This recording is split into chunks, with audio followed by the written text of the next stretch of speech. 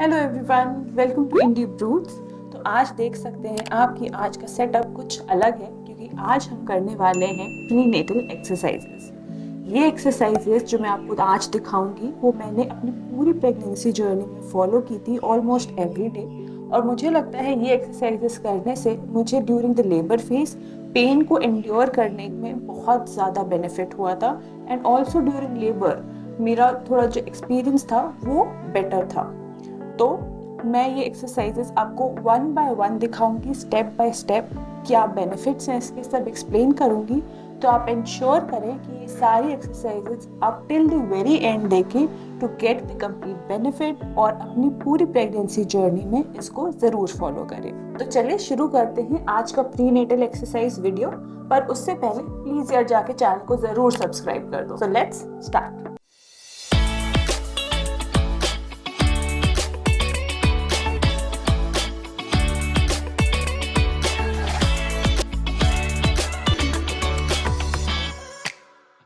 तो हम स्टार्ट करेंगे कुछ ब्रीदिंग एक्सरसाइजेस से। ब्रीदिंग एक्सरसाइज आपको ओवरऑल काम रखेगी और आपका स्ट्रेस लेवल भी कम रखेगी। तो प्रेगनेंसी में स्ट्रेस का लेवल बहुत कम होना चाहिए, तो ये breathing exercises will benefit you in that. तो पहली एक्सरसाइज जो हम ब्रीदिंग की करेंगे वो है deep breathing exercise. So deep breathing में हमें क्या करना है, हमें इनहेल करना है through nostrils 5 to 10 seconds, breath को होल्ड करके रखना है, आपको जितना कंफर्टेबल हो उतना, और एक्सहेल करना है slowly through your mouth. Inhale करते टाइम सब लोग, मैक्सिमम लोग ये गलती करते हैं कि अपने चेस्ट को फुलाते हैं, मतलब आगे लेके आते हैं वाइल इनहेलिंग। पर ऐसा नहीं करना है। जैसे कि क्या गलती करते हैं while inhaling, I will show you. ऐसे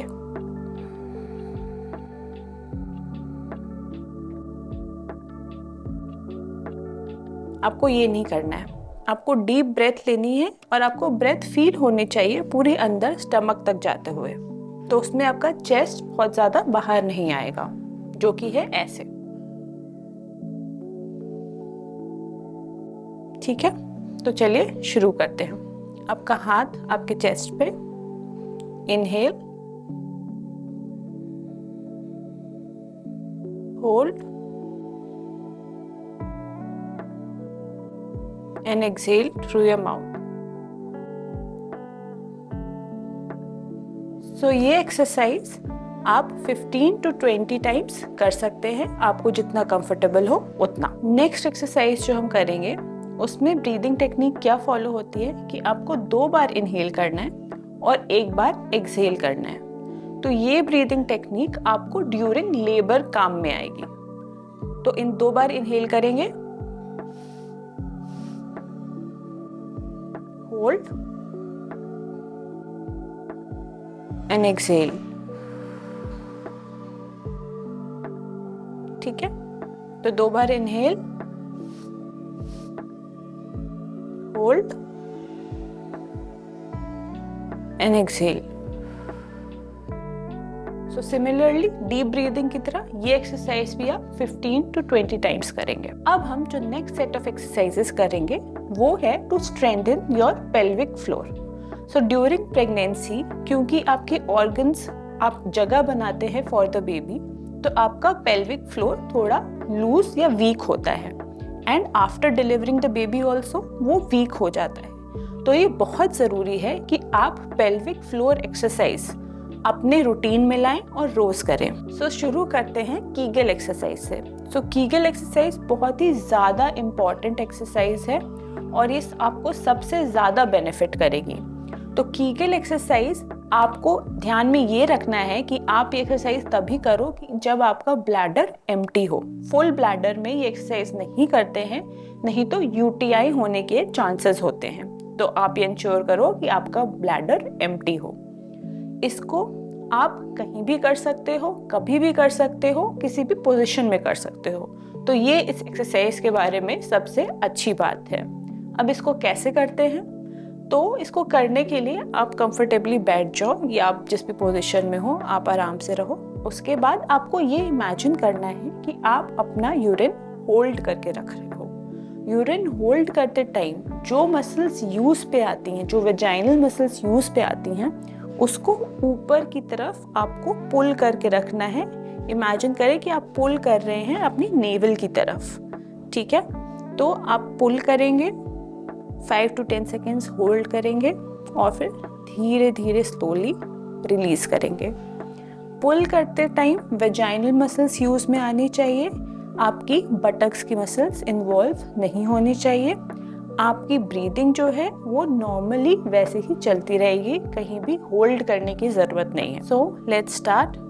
पुल, ब्रीदिंग आपकी वैसे ही कंटिन्यू रहेगी, hold and release slowly.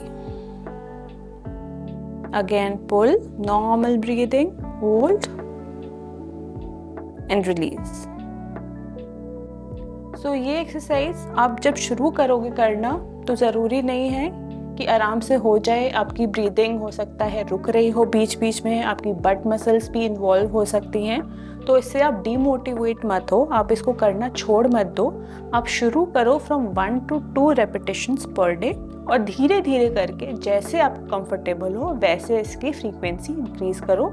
But आप ये इंश्योर करो कि ये एक्सरसाइज आप अपनी रूटीन में ज़रूर से ज़रूर करो। नेक्स्ट हम जो एक्सरसाइज करने जा रहे हैं वो है बटरफ्लाई एक्सरसाइज। सो बटरफ्लाई एक्सरसाइज आपके पेल्विक फ्लोर को स्ट्रॉन्ग करती है, आपके थाई मसल्स को, आपके लेग की मसल्स को स्ट्रॉन्ग करती है, जिससे कि आपको लेबर में बहुत ज़्यादा बेनिफिट होता है। ये मैं अपने एक्सपीरियंस से बोल रही हूँ क्योंकि ये सारी एक्सरसाइज करते हुए मुझे लेबर में बहुत ज़्यादा फ़ायदा हुआ था। तो चलिए शुरू करते हैं। इसमें सबसे पहले आप अपने लेफ्ट लेग को अपने पेल्विस के पास लाएंगे, अपने राइट लेग को उसके साथ ज्वाइन करेंगे।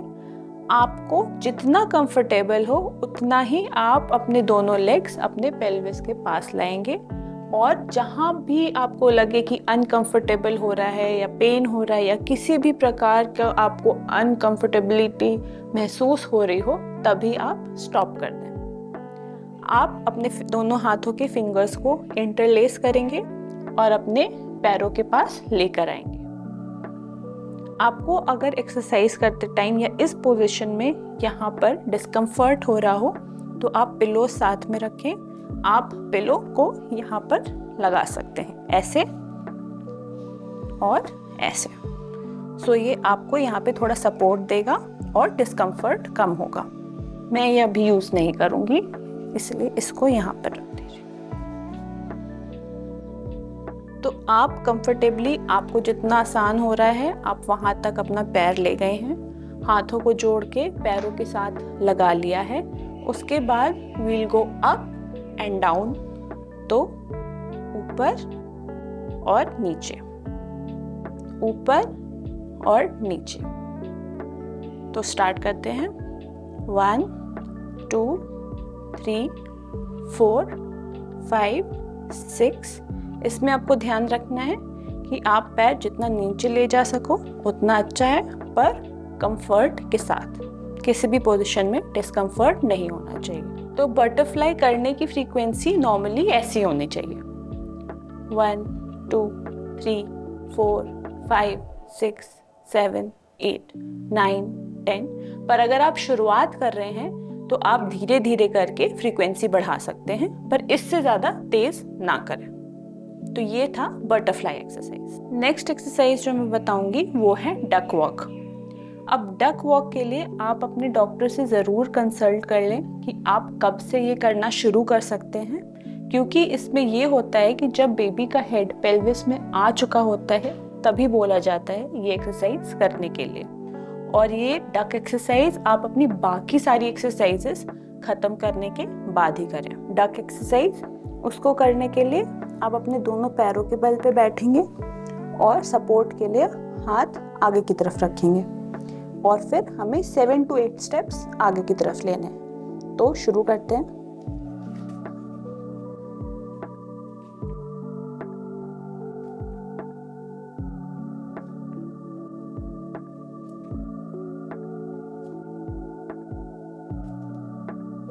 रेस्ट, फिर घूम के वापस बैकवर्ड्स। तो अब हम करेंगे स्क्वाट्स एंड लंजेस। स्क्वाट्स और लंजेस दोनों ही आपकी पेल्विक फ्लोर को, पेल्विक मसल्स को, आपकी थाइस को, आपकी लेग की मसल्स को और स्ट्रॉन्ग करती है और फ्लेक्सिबल बनाती है। तो चलिए स्टार्ट करते हैं पहले स्क्वाट्स से। तो स्क्वाट्स करने के लिए आप पहले अपने दोनों पैर अपने शोल्डर विड्थ अपार्ट खड़ा रखेंगे, ऐसे। उसके बाद अपने दोनों हाथों को आगे करेंगे, ऐसे रख सकते हैं, ऐसे रख सकते हैं, आपको जो पोजीशन कंफर्टेबल हो। ऐसे रख के you will go down. Down जाते समय बैक स्ट्रेट, ऊपर आते समय बैक स्ट्रेट, लुक फॉरवर्ड। फिर से गो डाउन। ये आपको जितना कंफर्टेबल हो आप उतना नीचे जाएं, एंड देन कम अप। तो इसकी 5 to 10 रिपीटेशंस करनी होगी। 1 2 3 4 5। ये मैंने बताया है बिना किसी सपोर्ट के। सो स्क्वाट्स करते टाइम आपको किसी तरह का डिस्कम्फर्ट है तो आप चेयर की हेल्प ले सकते हैं। चेयर को आप पकड़ के रखें अपने दोनों हाथों से, और फिर you have to go down and come up.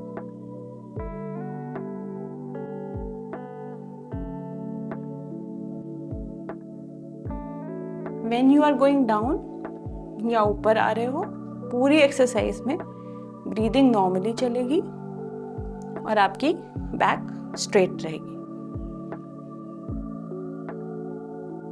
So this was about squats. अब हम करेंगे लंजेस।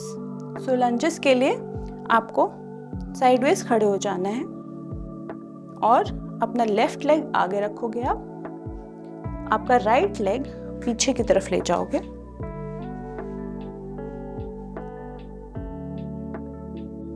ये डिस्टेंस या ये विड्थ आप उतनी ही मेंटेन करो जिसमें आप नॉर्मली बैलेंस्ड आराम से खड़े हो सको। तो मेरे लिए ये ठीक है। आपके लिए अगर ये कम डिस्टेंस चाहिए तो आप कम डिस्टेंस ले सकते हो। आसपास इंश्योर करें कोई सपोर्ट हो, एंड फिर you will start doing lunges. So go down and come up. Support के लिए आप चेयर पकड़ सकते हो और ऊपर आ सकते हो। मैं सपोर्ट के बिना दिखाती हूँ आपको। हाथ सीधे एंड गो डाउन और ऊपर। जितना कंफर्टेबल हो आप उतना नीचे जाएंगे और ऊपर आएंगे। सिमिलरली बैक स्ट्रेट रहेगी, ब्रीदिंग नॉर्मल रहेगी।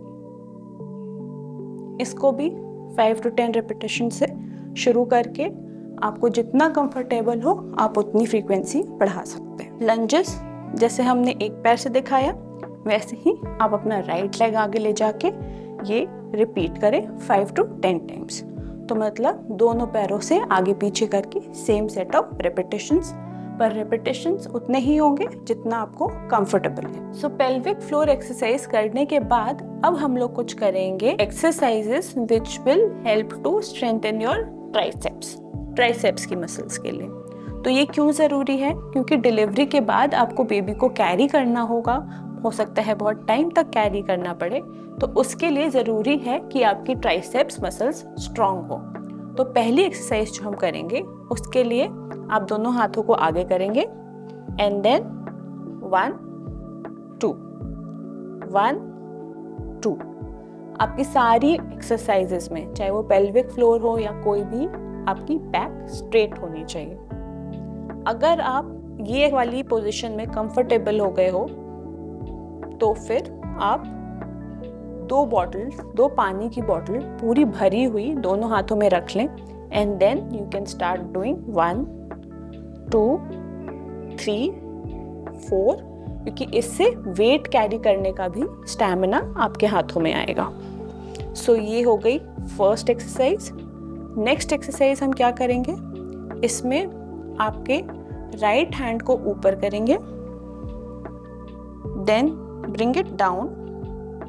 आपके लेफ्ट हैंड को राइट हैंड से टच करेंगे पीछे।